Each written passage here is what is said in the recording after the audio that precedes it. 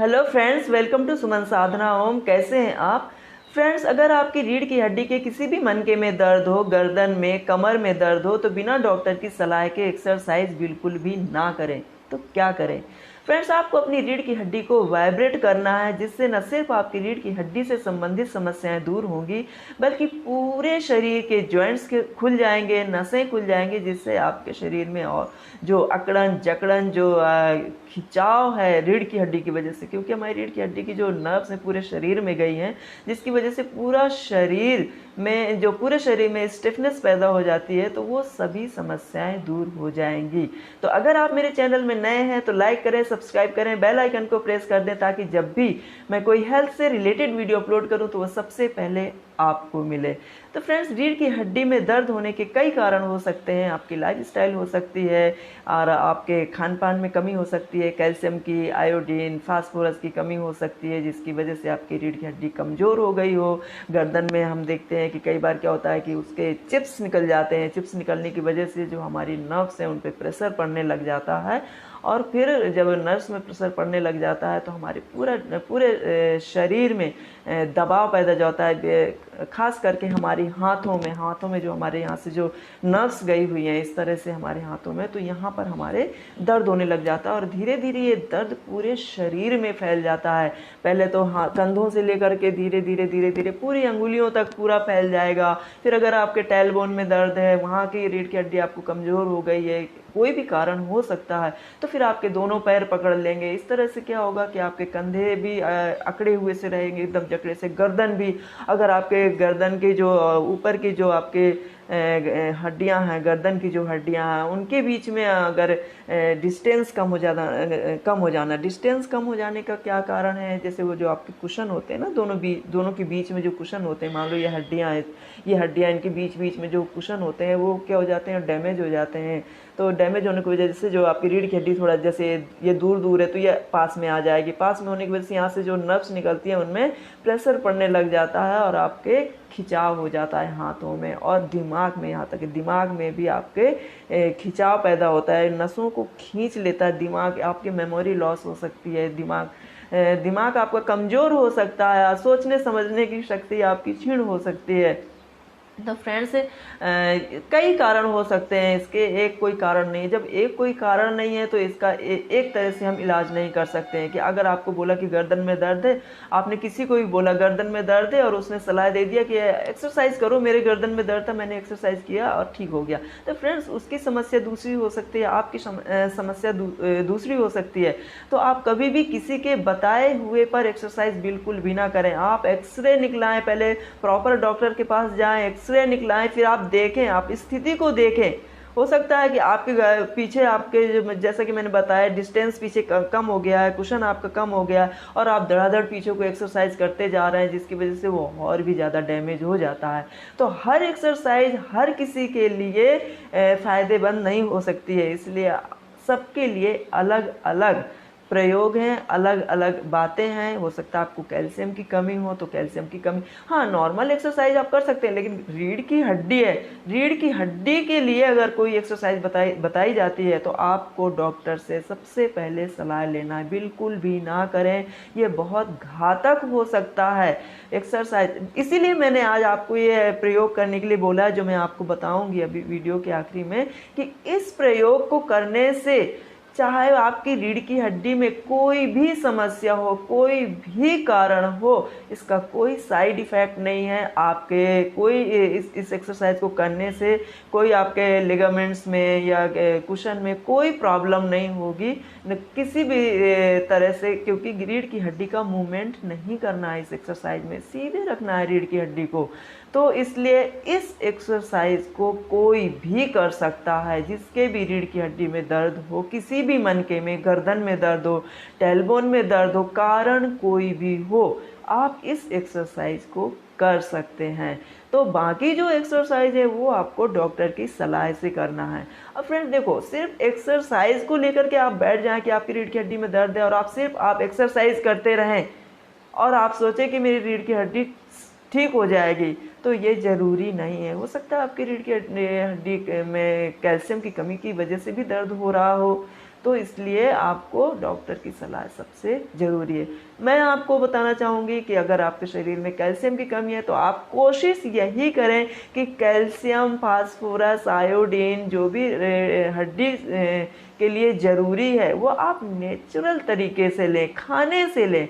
दवाइयाँ ठीक है, आपको ज़्यादा प्रॉब्लम हो गई है तो दवाइयाँ लेनी पड़ेंगी आपको, लेकिन जैसे ही आप दवाई लेते हो थोड़ा सा रिकवर हो जाता है आपको, तो आप नेचुरल चीज़ें आप अपने खाने में शामिल कर लें जो कि आपकी रीढ़ की हड्डी के लिए ज़रूरी है। आपको एक बार पता चल जाता है कि मुझे ये समस्या है, मान लो मैं कई बार क्या होता है कि किसी के शरीर में समस्या हो जाती है कि वो कैल्शियम तो लेता है लेकिन शरीर ऑब्जर्व नहीं कर पाता है, विटामिन डी लेता है तब वो जा कर के कहीं ऑब्जर्व होता है, तो ये समस्या भी हो जाती है।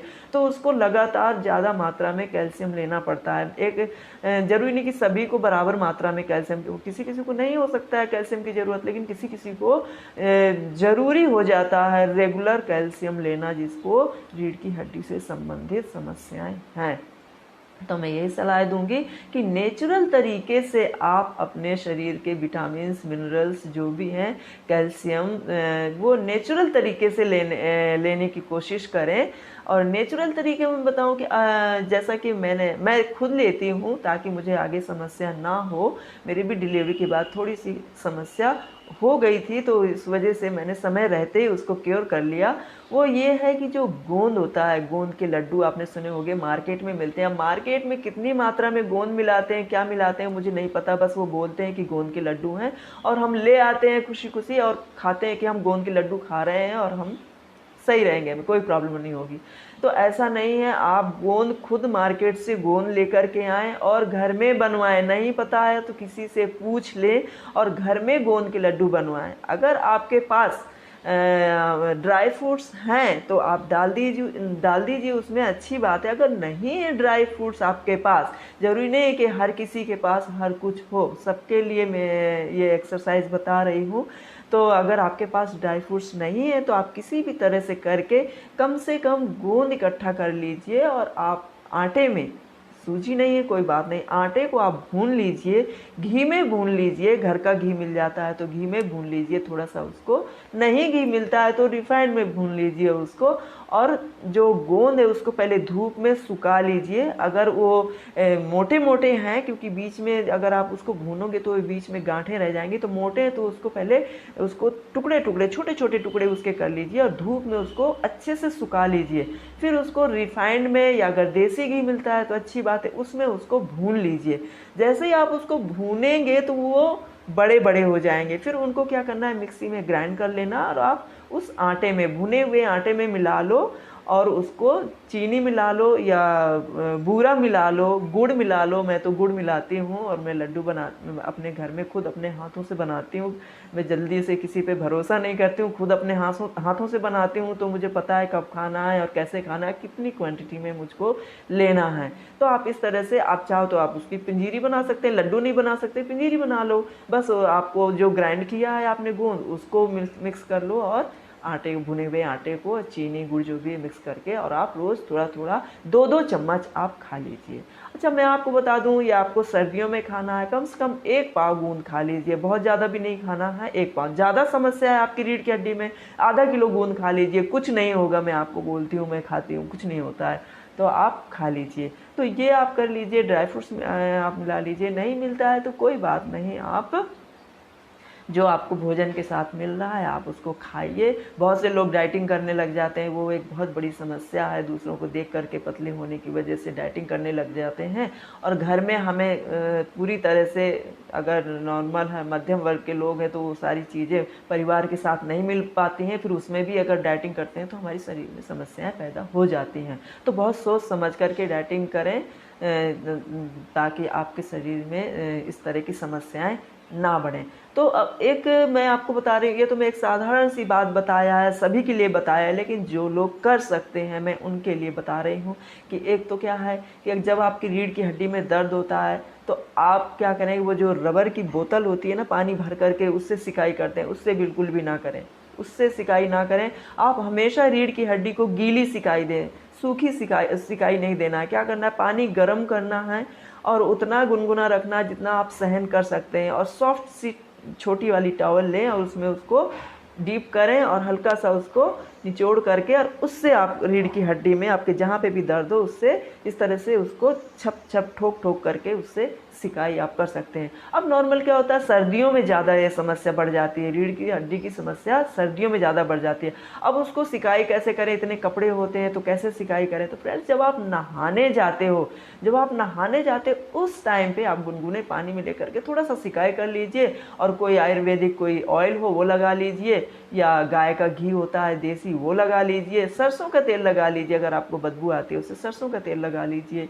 तो इस तरह से आप उसको हल्का सा लगा दीजिए। एक नॉर्मल बात कर रही हूँ कि आप इस तरह से आप छोटी छोटी चीज़ों का अगर आप ध्यान करेंगे तो आपकी समस्या नहीं बढ़ेगी। तो इस तरह से आप तेल लगा लीजिए, और ना कि सिर्फ आप रीढ़ की हड्डी में बस उतना ही देख करके कि बस ये इतनी रीढ़ की हड्डी में बस यहाँ यहाँ तेल लगा लो। जी नहीं, आपको पूरे शरीर में तेल लगाना है। नारियल का तेल लगा लीजिए कोई पूरे शरीर में, क्योंकि आपके रीढ़ की हड्डी से जो नर्व्स निकली हुई है वो पूरे शरीर में फैली हुई हैं। आप सिर्फ रीढ़ की हड्डी को ही ट्रीटमेंट करते रहेंगे तो बाकी जो नसें हैं वो अकड़ी रहेंगी, उससे आपको उतना फायदा नहीं होने वाला है। आपको बोला कि गर्दन में दर्द है और आप गर्दन को हिलाते रहेंगे और पूरा शरीर एकदम से चेयर में बैठा सिर्फ गर्दन हिल रही है और तो आप समझे कि गर्दन का दर्द ठीक हो जाएगा, तो नहीं होगा। मैं आपको बोल रही हूँ कि नहीं होगा। आप करके देख लो, 2-4 दिन 10 दिन करोगे, फिर आप अल्टीमेटली डॉक्टर के पास जाओगे कि जी कोई फ़र्क नहीं पड़ रहा, या किसी और से संपर्क करोगे जो एक्सपर्ट होगा, योगा एक्सपर्ट होगा, जो एक्सरसाइज फिजियोथेरेपी वाले, किसी से भी आप संपर्क करोगे कोई फ़र्क नहीं पड़ रहा है, दर्द बढ़ता ही जा रहा है। तो सिर्फ यही कारण है कि आपको बोला गर्दन का दर्द है और आप सिर्फ गर्दन को बस इस तरह से हिलाना शुरू कर दिया और बोले सही हो जाएगा। इम्पॉसिबल, नहीं होगा। आपको पूरे शरीर की एक्सरसाइज करनी है, हाथों की एक्सरसाइज करनी है, पैरों की एक्सरसाइज करनी है, पूरी बॉडी की एक्सरसाइज करनी है, तब जाके आपके गर्दन का दर्द दूर होगा। गर्दन की एक्सरसाइज आप नहीं भी करोगे, पूरे शरीर की एक्सरसाइज करोगे तो आपके गर्दन का दर्द चला जाएगा। तो मैं आपको कुछ एक्सरसाइज बताऊंगी फ्रेंड्स जो कि कोई भी कर सकता है। मैं वो एक्सरसाइज बिल्कुल भी नहीं बताऊंगी जो कि मुझे पता ही ना हो कि आपके रीढ़ की हड्डी में क्या प्रॉब्लम है और मैं वो एक्सरसाइज बता दूं और आपको कोई प्रॉब्लम हो जाए। तो फ्रेंड्स, एक तो ये है कि जो हम रीढ़ की हड्डी की जो बताते हैं कि गर्दन की एक्सरसाइज, गर्दन में अगर हमारे दर्द है तो हम नॉर्मली क्या बोलते हैं कि ऐसे करो और ऐसे करो, तो ये बिल्कुल भी ना करो, ये इस तरह से मत करो। क्योंकि कई बार कई लोगों को क्या होता है कि यहाँ पीछे जो रीढ़ की हड्डी होती है यहाँ पे एक इतना ऊंचा उठ जाता है, हड्डी के ऊपर हड्डी इस तरह से चढ़ जाती है, बीच में डिस्टेंस कम हो जाता है और यहाँ पे इतना बढ़ जाता है। जब आप इसको इस तरह से एक्सरसाइज करते हैं तो उस पर प्रेशर पड़ता है और वहाँ से जो आपका कुशन है डैमेज होने लग जाता है। यहाँ पे अगर रीढ़ की हड्डियों के बीच में अगर स्पेस पहले ही कम हो गया, फिर आप उसको और उसमें दबाव दे रहे हैं इस तरह से, तो वो और डैमेज होने लग जाता है। तो आप इस तरह से ये वाली एक्सरसाइज ना करें बिना डॉक्टर की सलाह के। मेरी तरफ से बिल्कुल भी ना करें ये एक्सरसाइज, ठीक है। अब रीढ़ की हड्डी में क्या होता है कि इधर से आप इधर से ये एक्सरसाइज कर सकते हैं, कोई भी कर सकता है ये एक्सरसाइज जिसको कि चोट की कोई प्रॉब्लम, गर्दन में चोट ना लगी हो, अगर किसी को नॉर्मल सी सर्वाइकल की प्रॉब्लम हो, स्टिफनेस की प्रॉब्लम हो, तो वो इस गर्दन की एक्सरसाइज को कर सकता है। तो कैसे करना है, आपको नॉर्मली करना है। ये नहीं कि बार बार आप फट फट 1 हो गई, 2 हो गई, 3 हो गई, जल्दी जल्दी कर दिया, यहाँ से मैंने 5 रिपीट कर दिया, यहाँ से 5 रिपीट कर दिया, हो गया। नहीं, आप 1 करो लेकिन उस पर खिंचाव देते हुए। तो क्या करना है कि गर्दन को, मान लो आपकी गर्दन ऐसे है तो ऐसे नहीं कर देना, गर्दन को क्या करना है, ऐसे खींचते हुए ऐसे लाना है आपको, ठीक है। तो मैं भी करके दिखा रही हूँ कि आपको कैसे करना है। सांस भरना है, सांस छोड़ते हुए गर्दन को ले जाना है।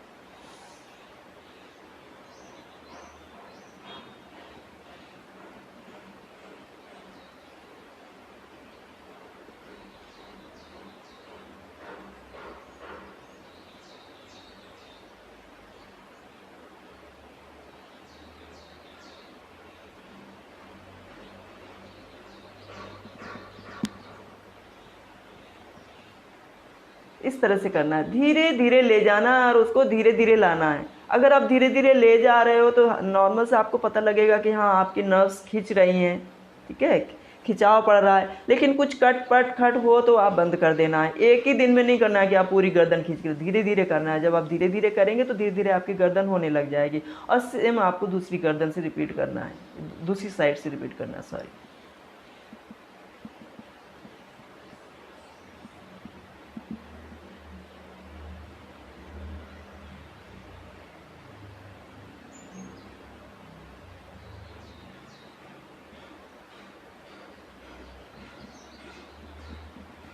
तो ये इस तरह से खिंचाव देते हुए गर्दन को ऊपर की तरह इस तरह से ले जा करके ऐसे खींचना है इसको, यहाँ से पूरा ऐसे ऊपर को खींचते हुए इस तरह से खींचना है गर्दन को, ऐसे यहाँ से ऐसे नहीं पट कर देना है, पूरा इस तरह से पूरा ऐसे खींचना है इसको, खिंचाव देते हुए ऊपर की तरफ खिंचाव। क्योंकि जो आपकी जो ये मनके हैं, मान लो ये मनके हैं, तो ये इस तरह से खिंचते हुए मुड़े, ना कि ये ऐसे मुड़े, खिंचते हुए मुड़े। तो इस तरह से आपको करना है ये गर्दन की एक्सरसाइज। इसको कोई भी कर सकता है, इससे कोई प्रॉब्लम नहीं होना है। जो मैंने ये वाली एक्सरसाइज बताई, इसको आप कर सकते हैं, डॉक्टर की सलाह से कर सकते हैं। मैं करती हूँ क्योंकि मुझे ऐसी कोई मेजर प्रॉब्लम नहीं है, तो मैं करती हूँ। लेकिन आप सलाह से अगर आप करेंगे तो इसको ये वाली एक्सरसाइज को अगर आप करेंगे, डॉक्टर ने बोल दिया है कि आपके गर्दन में स्टिफनेस की वजह से दर्द हो रहा है, तो आप इसको कर सकते हैं इस तरह से धीरे से।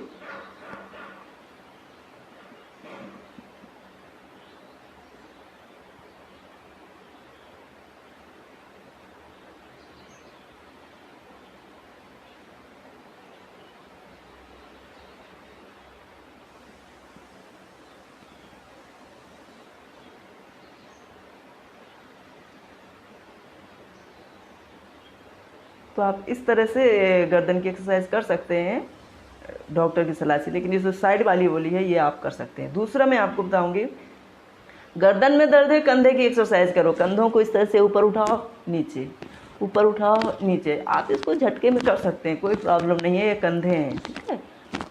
आपकी रीढ़ की हड्डी में सावधानी रखनी है, कंधे, इनको आप कर सकते हैं इस तरह से। फिर आप इस तरह से मूवमेंट कर सकते हैं, कंधे की आप एक्सरसाइज कर सकते हैं।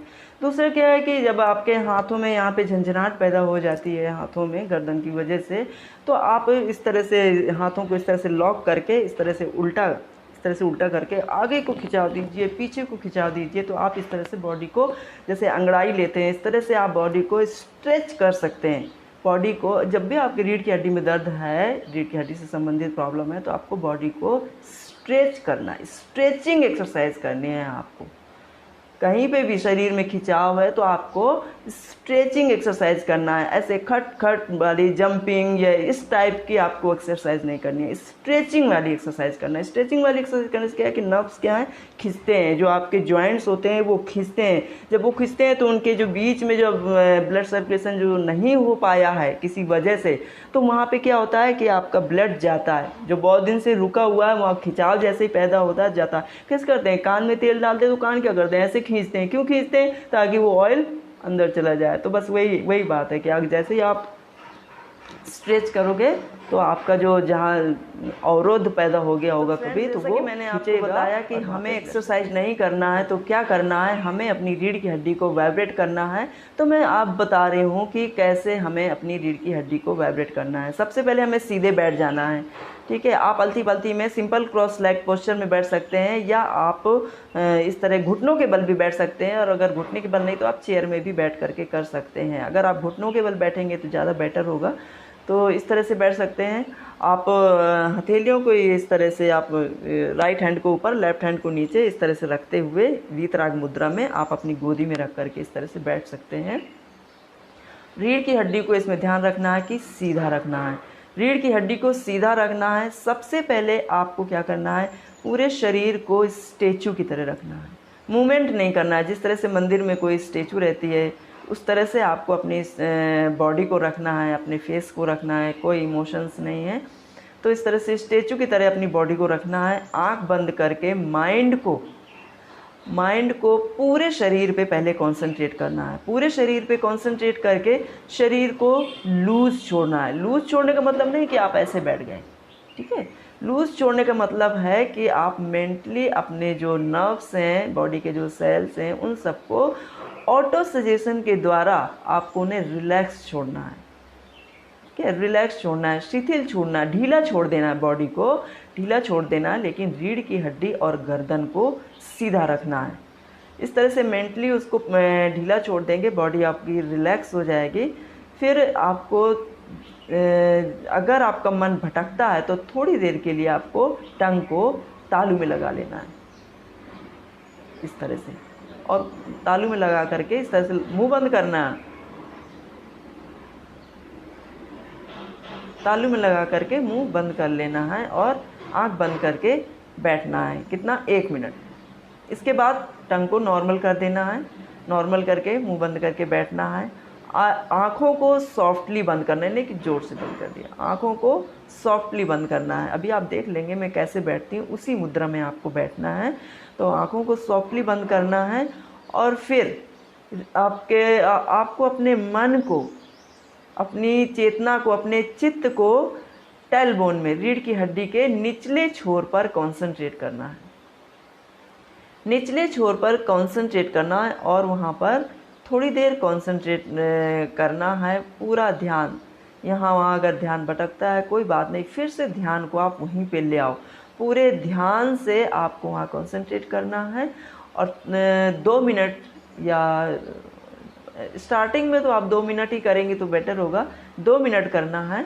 और जैसे ही वहाँ पे 2 मिनट हो जाएं, अब ज़रूरी नहीं है कि आपको बिल्कुल घड़ी के टाइम देखना है, बस ऐसे मेंटली होगा कि हाँ थोड़ी देर हो गया, 2 मिनट से 3 मिनट, 4 मिनट, 5 मिनट हो सकते हैं, तो आपको वहाँ कंसंट्रेट करना है। फिर धीरे धीरे रीढ़ की हड्डी से अंदर होते हुए, जो आपकी रीढ़ की हड्डी है ना, ये जो रीढ़ की हड्डी है, इसके बीच में लिक्विड भरा होता है, ठीक है, जिसमें कि कैल्शियम, फास्फोरस, आयोडीन होता है ना, वो भरा होता है। तो आपकी रीढ़ की हड्डी के बीच से आना है आपके माइंड को, ठीक है ना। आपका माइंड चलता है, आपको पता है आपका माइंड अभी इधर है, आँख बंद करके, आप आँख खोल के भी माइंड आपका कहीं भी पहुंच जाएगा, जहां आप चाहोगे माइंड वहां पहुंच जाएगा आपका। तो इस तरह से रीढ़ की हड्डी के निचले छोर से, अंदर से होते हुए, बाहर से नहीं, ऐसे अंदर से होते हुए जब आप कंसंट्रेट करेंगे अपने माइंड को, तो आप वहाँ के वाइब्रेशंस को, वहाँ जो आपके कंपन प्रकंपन जो भी वहाँ पे हो रहा होगा, आप उसको फील कर पाएंगे।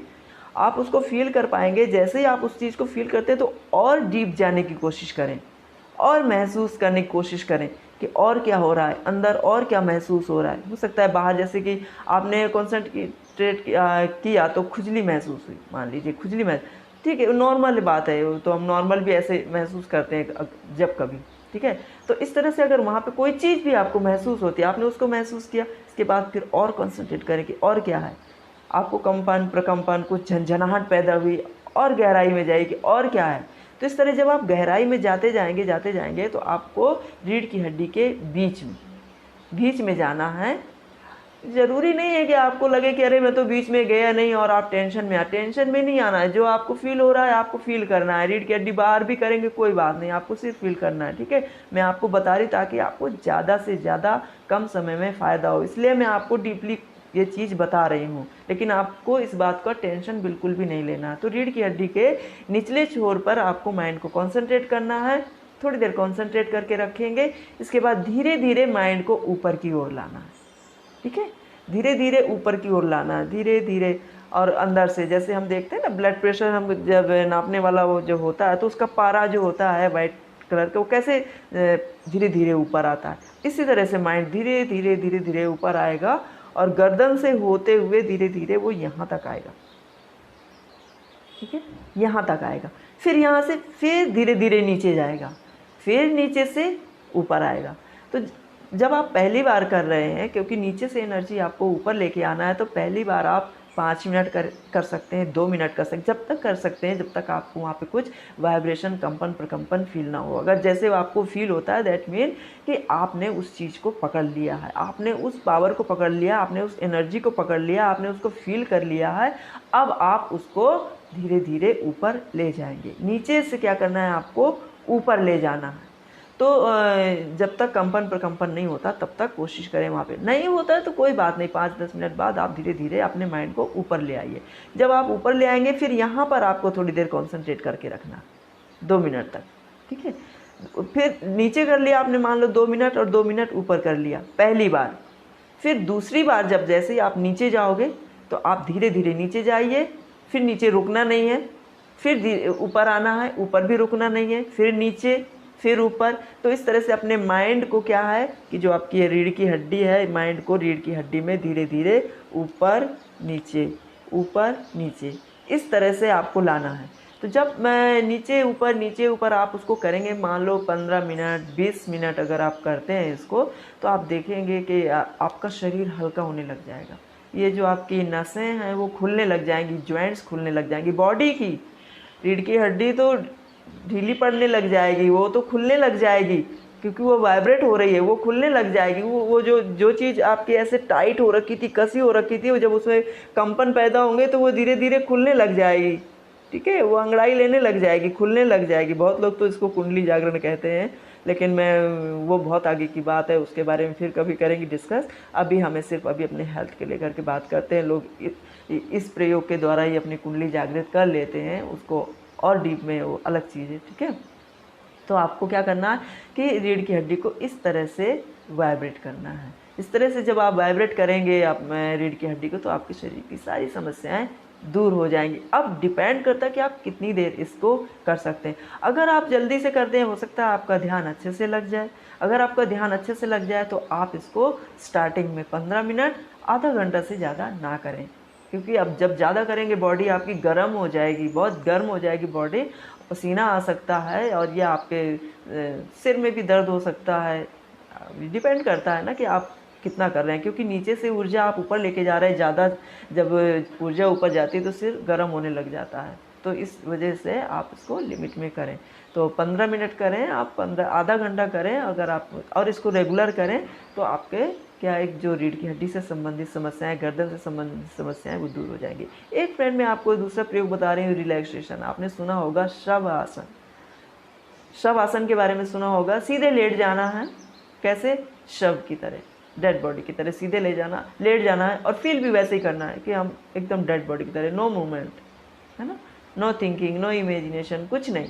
तो इस तरह डेड बॉडी की तरह लेट जाना है। डेड बॉडी की तरह लेटने के बाद जहाँ भी आपके दर्द हो रहा हो, कई बार क्या होता है कि गर्दन में इतना दर्द होता है, रीढ़ की हड्डी में इतना दर्द होता है, किस चीज़ का प्रयोग भैया, काय का प्रयोग, बहुत दर्द होता है, छोड़ो हमको कोई दवाई दे दो, और ऐसी दवाई दे दो नींद आ जाए, सो जाए। कभी कभी ऐसा भी दर्द होता है फ्रेंड्स। जब ऐसा दर्द हो तो आपको शव आसन करना है। शव आसन कैसे? जैसे मैंने बोला भी आपको, सीधे लेट जाना है, लेट करके जहाँ पर भी दर्द हो वहाँ पे माइंड को कॉन्सेंट्रेट करके उस भाग को लूज छोड़ना है। मेंटली ऑटो सजेशन के द्वारा उसको लूज छोड़ना है, रिलैक्स करना है। आपको मेंटली आपको बोलना है, उनको बताना है कि लूज हो जाओ, रिलैक्स हो रही हैं मेरी नर्व्स, रिलैक्स हो रही हैं, जो मेरे जो रीढ़ की हड्डी में या गर्दन में, डॉक्टर बता देता है। कई बार आप एक्सरे भी देख लेते हैं कि कहाँ पे दर्द है, तो आपको पता चल जाता है, लोकेशन पता चल जाती है कि कहाँ पे दर्द है। उस लोकेशन पे माइंड को कॉन्सेंट्रेट करके उस पार्ट को लूज छोड़ दीजिए, रिलैक्स छोड़ दीजिए।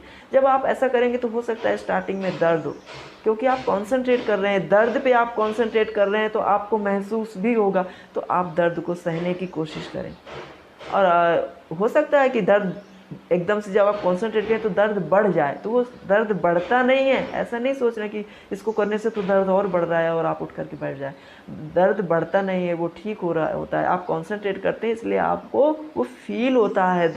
दर्द उतना ही रहता है, बल्कि वो दर्द कम हो रहा होता है। तो आप कॉन्सेंट्रेट करना है, उस चीज़ को लूज छोड़ देना है, रिलैक्स छोड़ देना है, तो आपका वो दर्द दूर हो जाएगा। कमर में अगर आपके दर्द है तो भी आपको यही करना है, लूज और रिलैक्स छोड़ देना है। तो फ्रेंड्स, इसके लास्ट वीडियो क्लास में मैं आपको एक एक्सरसाइज बताऊंगी, और जो स्ट्रेचिंग एक्सरसाइज है आप उसको करते रहिए। तो उम्मीद करती हूँ कि आपकी प्रॉब्लम दूर हो जाएगी। तो आज के लिए इतना ही, मिलते हैं नेक्स्ट वीडियो में। Thank you.